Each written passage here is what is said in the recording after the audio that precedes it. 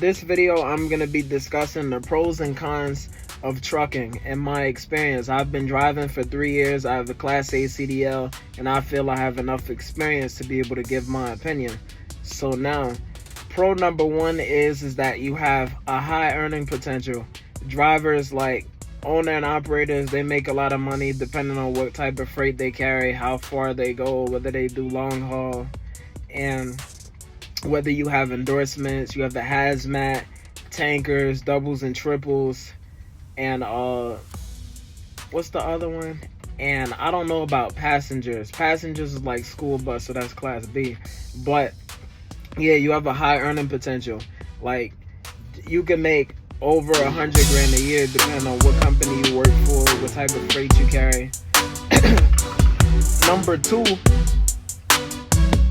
The number two pro is that you'll always have work. It's steady work. There are always companies hiring. It's always gonna be work for you to do. You'll never be without work. And trucks run the country. Without trucks, like, if you go to Wegmans won't be able to get their stuff. ShopRite won't be able to get their stuff. Walmart won't be able to get their stuff. It's trucks. It's all trucks. So trucks run everything. So you'll always have work. Pro number three is that there's a lot of business opportunity in it. You can be an owner and operator and do different things. It's not just one thing. It's not just one specific niche that you can stick with. You could do what I do and move refrigerated products. You could do hazmat if you want to do that with dealing with gases, oil, fracking, tankers. You could do that. You could do anything. Food delivery. I see a lot of companies, they do seafood delivery. They do different. If you get a contract with some company like Starbucks or Wendy's or McDonald's or Dunkin' Donuts, these contracts would be hard to get because already companies that have contracts with them. But I'm just giving you an example. It's different kind of niches. You could deliver milks to school, milk to churches, and all different kind of things. It'll be a long video if I go and talk about the different niches in trucking or in transportation in general. It's a lot of different niches. You don't even have to be a truck driver. You could drive a Sprinter van. You could drive a box truck, a non-CDL box truck. So there are a lot of business opportunities in it. If you play your cards right, you do your research, hire a mentor, and all that other good stuff. So now I'm going to talk about the cons. Con number one is it can be very stressful. Not it can be, it will be very stressful. Now, I say very stressful because based on what I do, if you work like the driver helper job, you have to deal with the helper. And dealing with the helper can be very stressful because if you're like me, you're a young guy, and this guy is like 50 years old. Like, you're young enough to be his child. This guy's old enough to be your father. You really think he's gonna want to listen to what you say? Like, just imagine that your boss is 30 years younger than you are, you know? So a lot of people don't like that, and they don't want to listen to you even though you have the authority. So that's what I had to go through. I tell this guy what to do, and he doesn't want to listen to anything I say. Because I'm in my early 20s. This guy's in his 50s. He thinks I don't know anything. I don't have the experience to know anything. He doesn't want some guy that's 30 years younger than him telling him what to do. So it's stressful. And I get blamed for this guy's mistakes when I told him not to do it in the first place. But if you're in a driver-helper dynamic, the driver is the boss of the truck. So you have to take responsibility for this guy. I don't want to be responsible for this guy.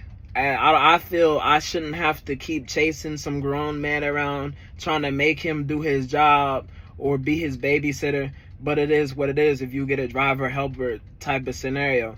Now, con number three is dealing with management. Dealing with management can be stressful because, again, if you're like me, you're a young guy in the industry. There's not many young people in the industry. You got guys in their 40s, 50s, 60s, even 70s that are in management. The director, if you're just a driver, the director's your boss, safety manager, all these other people. If things happen and you're young, they look at you, it's just this young guy effing around. It's just this young guy messing around.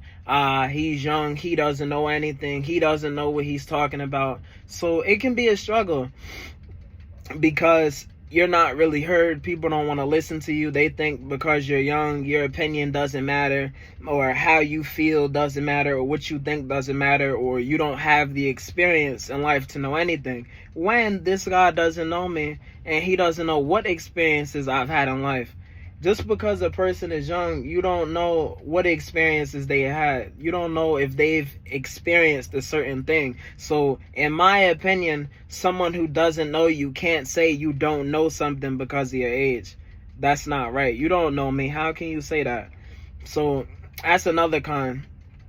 And another con is, it's very dangerous, and you'll see a lot of accidents. On the highway, I can't even count how many accidents I've seen. Even witnessing, I've seen trucks flipped over on the side of the highway, burning up.